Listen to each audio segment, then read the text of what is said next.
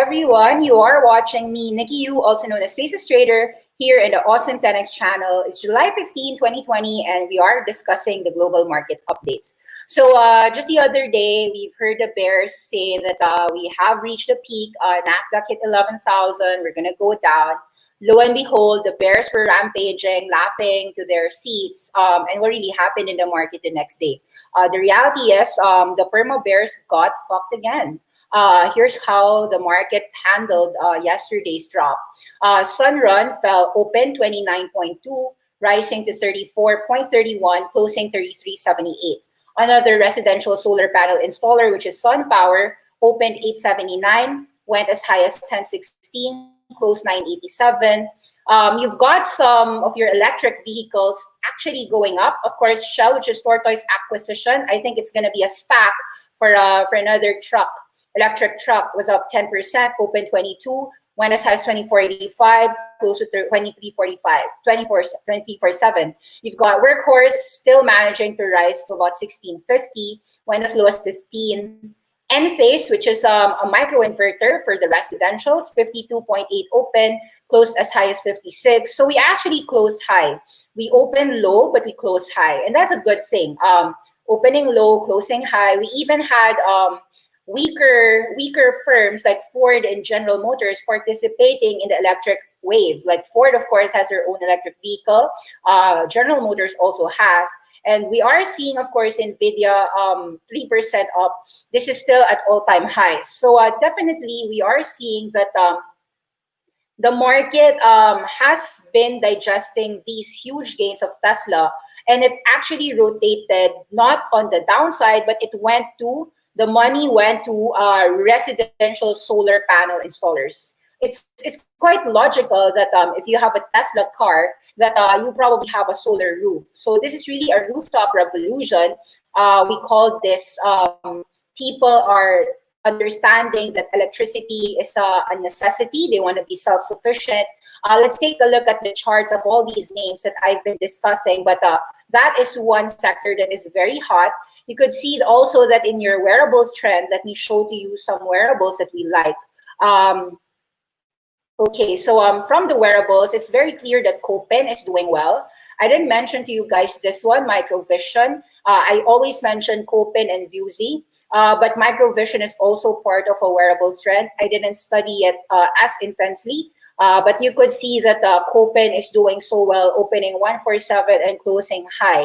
So whenever you open low and you close high, you're actually sharing to the market that you are being bought out. You are being bought by the market. Similarly, although some casinos dropped, you could see that they actually closed up. So you see that GAN opened 22.97, closed 23.58. Your IGT is still trading at $10. Even your esports, which fell at a low of 550, rallied to about 589. So we are seeing actually resilient markets. Most of the charts would look something like this: open low, close high. So open low. It could even go lower, but it all closed higher. So that is actually a bullish move. This is very bullish for people who are afraid that the markets are toppish. It's actually showing to you that it has retested just a minor intraday correction, and Roku is back from after a fall of 142, close at 150.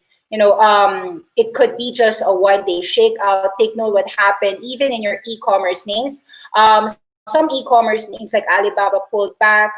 You've had some Chinese firms like Bilibili, a platform, fall big. And I think like it could be setting up for some of the drops, like even C Limited might have actually gave an opportunity to buy and a quick trade on the upside, but also for the long-term investors, that's actually a good thing. So I'm going to show to you a few charts. So definitely, it was really a bullish day. It gave you the time to actually assess which companies I want to hold and which companies are weak such that I'm going to sell them, and so that I could position that cash into the companies that I really, really like. So example, maybe you were thinking that Akamai, is it something that I really, really like? So you'll notice that the market slowed down fastly a CDN provider, but they didn't sell down Akamai. So it tells you that the market is still thinking about a certain sector. They don't want to sell the sector. They're simply saying that Fastly is expensive. But if valuation is the only concern there, therefore Fastly, after a drop maybe to about 60 or 50, could actually be bought. Take note that what's happening in the market is just consolidation of gains. Most of it is actually resilient. You could see that Spotify fell 243, but close to 262. So that is about 15, 17, wait, 243 to 262 is $19 move. So you could see that the market is definitely volatile right now, but the volatility is to the upside. So like I'm happy to tell you that I've been telling some of our clients inside the Awesome 10X to actually buy SunRun. So we actually like SunRun, SunPower, and you could see that the strength of SunRun is obvious in the charts, and even like your solar manufacturers. So let's go each one by one. So yeah, so a few charts for you to see. The strength has really gone, it really rotated. So those who are strong growth, the ones that has, so why do we like Run? Just to give you some numbers, it's 500,000 customers with the Run and Vivid Solar acquisition. And SunRun has synergy, so $90 million of savings. And the US has a 3% penetration rate. With the market going into an electric phase, it is highly possible that more households would actually have a solar roof. So with about 500,000 households, I'd say that it has a room for growth, maybe 100% or more in the next few years, maybe 5 years. So the market is seeing that, and the market is forward looking. And so this is a strong move. I wouldn't be surprised if this one actually goes to 36 and then breaks above 40. Any dips of this is actually a buying opportunity. SunRun might not go down to 24 with the huge moves here. Those who don't have it might have to adjust to about 30 to add more. Let's talk about SunPower. Of course, if we are seeing a strong trend, it doesn't mean that only SunRun wins. SunPower also wins. They're also a residential installer. You could see that from 4, it's now to 987. This is a strong move.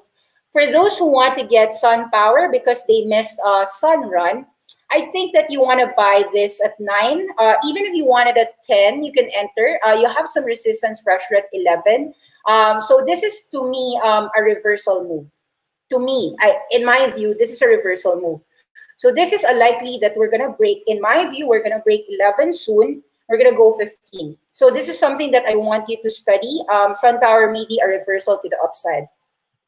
We're also seeing some things about, like, of course, like solar panel manufacturers for solar. So this is what you could see in the charts of First Solar. From 30 to 61. I don't mention this a lot because I usually check other names, but looks like the trend is going up. I think like it merits a study.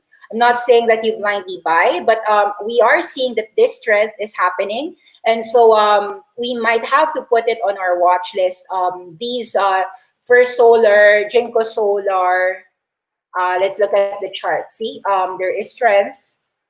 There is strength in the solar. So there is strength. So there's strength in the solar. This is a technical signal buy for me. I am a technician. I could see the charts that are moving up.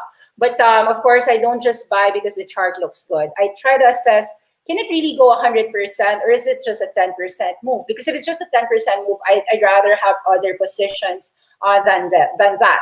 So that's how I assess. Okay. So also, if I'm late, I don't push. Like if I'm late, I'm late. What's happening with Solar Edge? Okay, good. This is a breakout, all-time highs. This is the competitor of Enphase. I think they have 60% market share in the residential microinverter space. So I would say that those who love all-time highs, definitely they would have entered at 140. They would have entered at 158. I didn't study this, so this is from a purely secular trend move. I know that the charts are going up.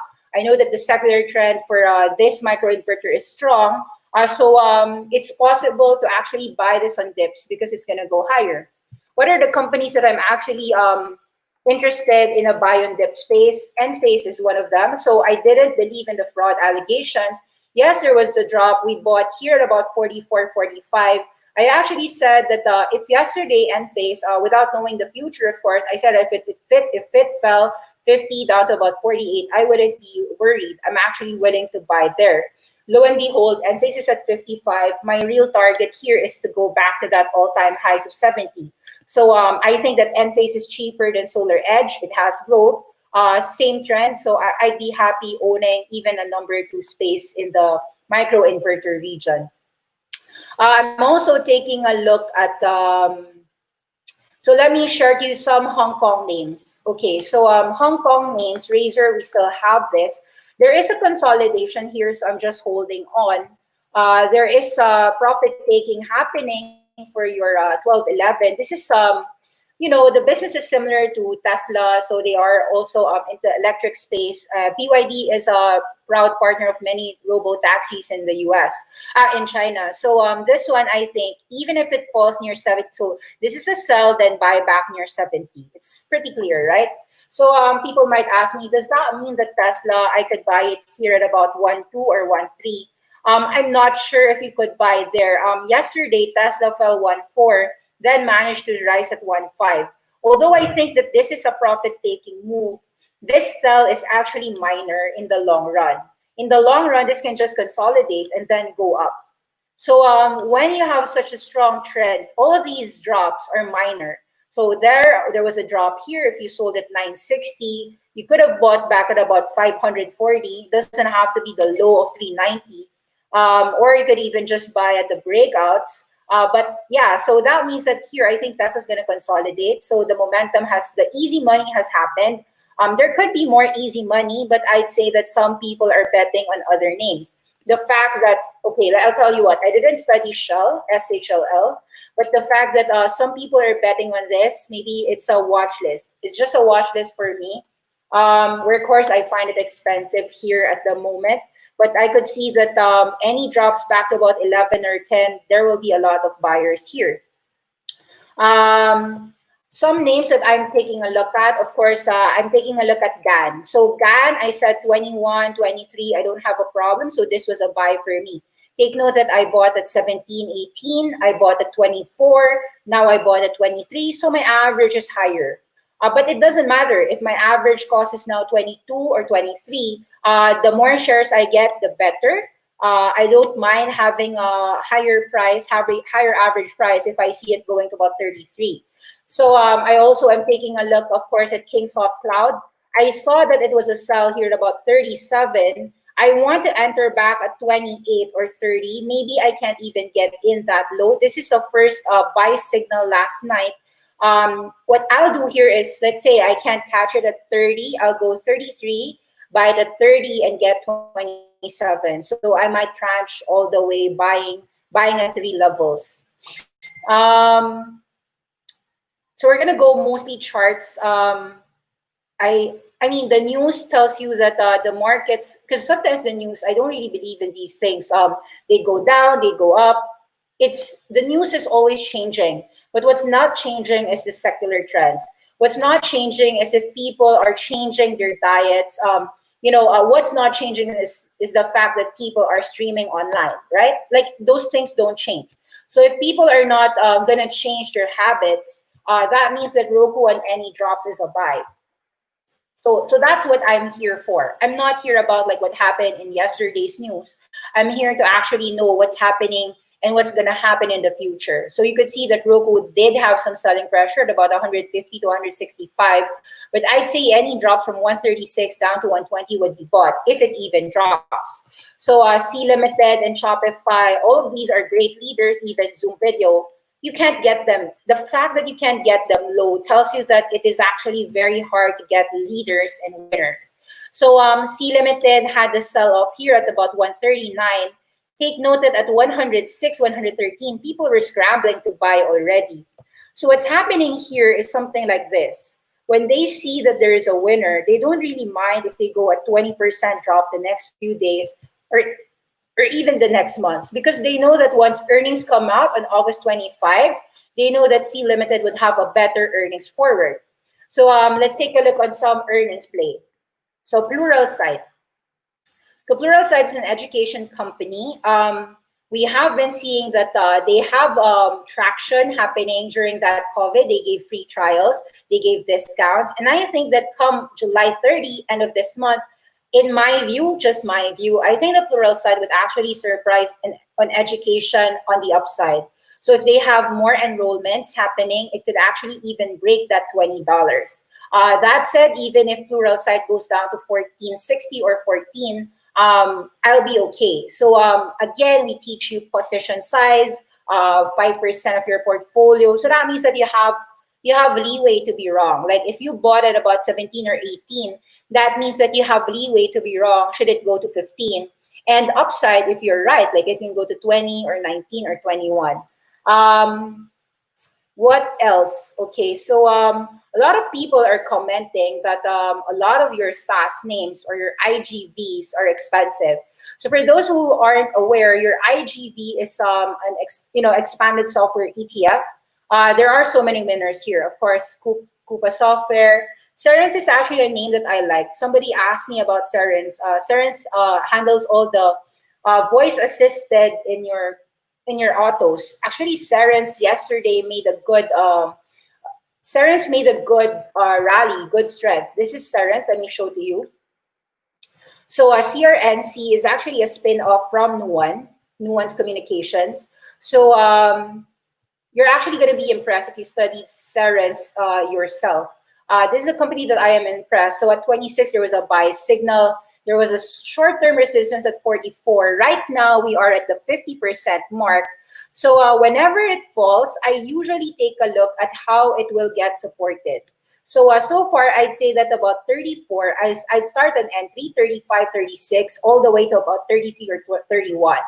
So the lower it goes, I don't mind because I'm seeing here a secular winner.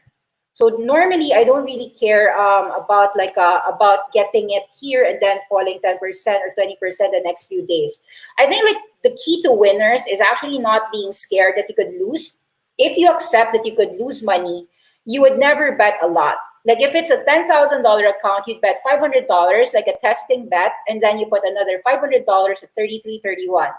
If you can trade a $10,000 account, you can trade a $100,000 account with the same manner. You can trade a $500,000 account with the same manner. Just follow the 5% rule, 5%, 10%, 15%. And then if it goes above your cost, like your 15% weight goes 25%, you could reduce that back down to about 15%.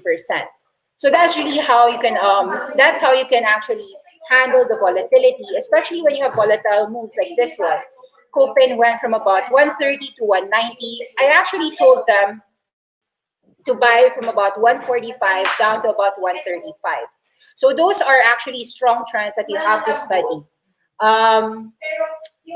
Yeah, so I think I gave enough stocks for you for the day. For those who aren't aware, we do host everyday classes. Awesome10x.com. So yeah, thank you very much for listening. This is Nikki, and bye-bye. Bye. It's noisy already.